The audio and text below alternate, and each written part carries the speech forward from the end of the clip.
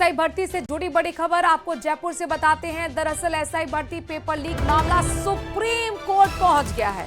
कैलाश चंद शर्मा की ओर से पेश की गई एसएलपी राजस्थान हाईकोर्ट में मूल याचिका करता है कैलाश चंद। एसएलपी में राजस्थान हाईकोर्ट की डिवीजन बेंच के स्टे को चुनौती दी गई है। दूसरी ओर चयनित अभ्यर्थियों ने सुप्रीम कोर्ट में कैविएट पेश कर दी है। चयनित अभ्यर्थी अमर सिंह, विक्रम पवार ने कैविएट लगाई और सुप्रीम कोर्ट में अगले सप्ताह बताया जा रहा है कि मामले की सुनवाई होगी। हितेन हमारे संवाददाता इस खबर पर जरा जानकारी के साथ जुड़ गए हैं। हितेन, लग ही रहा था कि अभी कानूनी बैटल लंबा चलेगा, पहुंच गए है मामला सुप्रीम कोर्ट।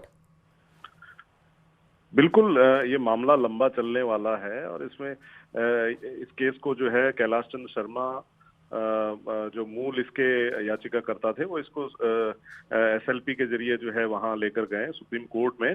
और सुप्रीम कोर्ट में जो डिवीजन बेंच ने जो स्टे दिया है, जो एसआई भर्ती को लेके जो बाद की चीजों पे जो एसआई भर्ती पे जो रोक लगाई गई और उसके क्रियान्वयन पर जो स्टे दिया गया है उस पर उसको चुनौती दी गई है। वहीं दूसरी तरफ जो चयनित अभ्यर्थी हैं उन्होंने भी सुप्रीम कोर्ट में अपनी कैविएट पेश की है कि किसी तरह से जो है इसके खिलाफ जो है और आगे केस ना दर्ज किया जाए या आगे जो है इसकी जो है और याचिका ना लगाई जाए या इनको सुने बिना जो है उनको जो है ना सुना जाए, मतलब कि जो चयनित अभ्यर्थी हैं उनको भी आपको सुना रोकना जाए। चाहेंगे। वरिष्ठ अधिवक्ता ए.के. जैन हमारे साथ जुड़ गए। ए.के. जैन जी, ये मामला बहुत इंपॉर्टेंट है। एसआई भर्ती 2021 का ये मामला जो अब सुप्रीम कोर्ट पहुंच गया है। एक तरफ एसएलपी लगाई गई है, दूसरी तरफ कैविएट भी लगा दी गई है। अब आप बताइए कि किस तरीके से यहाँ पर पूरी तरह से सुनवाई आगे बढ़ेगी। देखिए, सर्वोच्च न्यायालय में यह अपेक्षा की जा रही थी कि जिस तरीके से खंडपीठ का आदेश हुआ है और वो निश्चित रूप से कोई न कोई पक्ष उसको चुनौती देगा। बिल्कुल। अब यहाँ जो राज्य सरकार है उसका तो यही समझ में नहीं आ रहा है कि वो पेपर भर्ती के पक्ष में, निरस्तीकरण के पक्ष में है या उनके विरोध में है। तो ऐसी परिस्थिति में जो कैंडिडेट्स थे, जो जिनका सिलेक्शन नहीं हुआ या जो संघर्ष कर रहे थे, और जब डीबी ने ऑर्डर को स्टे कर दिया, करने के बाद तिथि भी लंबी दे दी, तो ऐसी परिस्थिति में ये सब मान के चल रहे थे कानून के क्षेत्र के लोग कि ये मामला सर्वोच्च न्यायालय जाएगा। और जो चयनित प्रत्याशी है उनको भी उन्होंने कैविएट लगा दिए। पर मेरा ये मानना है कि सर्वोच्च न्यायालय में जब भी इस मामले की सुनवाई होगी तो कुछ न कुछ ठोस निर्णय आएगा। परंतु इसमें सबसे बड़ी बात है कि रोक लगाते हुए भी जो चयनित अभ्यर्थी हैं उनको फील्ड पोस्टिंग देने पर रोक लगा रखी। इसका मतलब ये हुआ कि वो काम भी नहीं करेंगे और राजकोष से अपनी पूरी तनख्वाह भी लेंगे और सारे लाभ भी लेंगे। अच्छा, ए.के. जैन जी, मुझे ये बताइए, चूंकि अब मामला सुप्रीम कोर्ट पहुंच चुका है, इस तरीके के मामले में किस तरीके की पॉसिबिलिटीज बनती हैं आदेश में? चूंकि आप पूरा इसका ग्राउंड जानते हैं।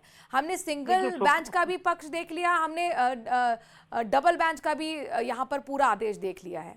देखिए, डबल बेंच का सिर्फ अंतरिम आदेश है और अंतरिम आदेश में जो मुख्य कारण उन्होंने वो लिया है कि जो एक एसओजी का दस्तावेज था जिसमें एसओजी द्वारा ये रिकमेंड किया गया था कि ये परीक्षा रद्द की जाए, वो जो कैंडिडेट्स थे उनके पास कहाँ से आया, उसके लिए कोई शपथ पत्र उन्होंने नहीं दिया है। और साथ में उसमें कहा था कि भाई वो डॉक्यूमेंट सही है या गलत है, इसमें एडीजी जो एसओजी है उनका भी कोई शपथ पत्र नहीं है। अब चूंकि ये सरकार तो इसको बाहर लाना ही नहीं चाहती थी, इसलिए ये लोग सरकारी अधिकारी तो क्यों शपथ पत्र देते, परंतु सरकार ने उस दस्तावेज को गलत भी नहीं बताया था और एकमात्र यही आधार, प्रमुख आधार डीबी ने लिया है। तो निश्चित रूप से मुझे नहीं लगता कि सुप्रीम कोर्ट इस आधार को मानेगी कि मात्र इस आधार पर स्टे किया जाना उचित है। ये मेरे दृष्टि से अगर यही आधार सिर्फ एकमात्र सुप्रीम कोर्ट में लगता है कि सुप्रीम कोर्ट इसको कंसीडर करेगी, और मुझे कम से कम इतना जरूर लगता है कि सुप्रीम कोर्ट अगर मामले को डीबी के आदेश को स्टे भी नहीं करेगी तो ये तो निर्णय देगी ही देगी कि कुछ निश्चित समय के अंदर अंदर ये अपील को तय कर दिया जाए। जी, ए.के. जैन जी, चूंकि यहाँ पर हाईकोर्ट ने तो पहले ही कह दिया था सरकार से, आप फैसला दें, नहीं तो हम अपना फैसला देंगे।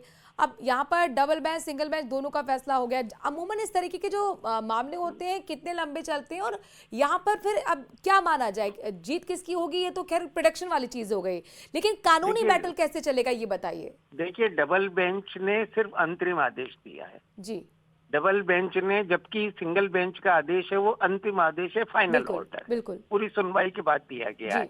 तो ऐसी परिस्थिति में सुप्रीम कोर्ट इसमें यह कह सकती है कि डीबी के फैसले पे या तो रोक लगा सकती है या ये कह सकती है कि डीबी इस अपील को अंतिम रूप से जल्दी तय करे, क्योंकि अभी कुछ दिनों पहले एक मामले में भी सुप्रीम कोर्ट ने 6 महीने में राजस्थान के उच्च न्यायालय को मामले को निर्णित करने के लिए कहा था, वो भी भ्रष्टाचार से जुड़ा हुआ एक मामला था।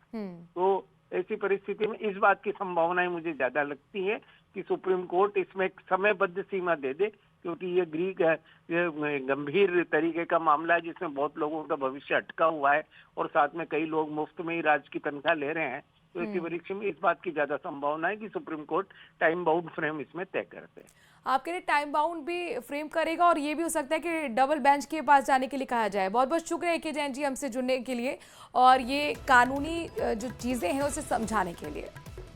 तो कुल मिला के आज की और इस वक्त की बहुत बड़ी खबर ये है कि एसआई भर्ती पेपर लीक मामला अब देश की सर्वोच्च अदालत सुप्रीम कोर्ट पहुंच चुका है।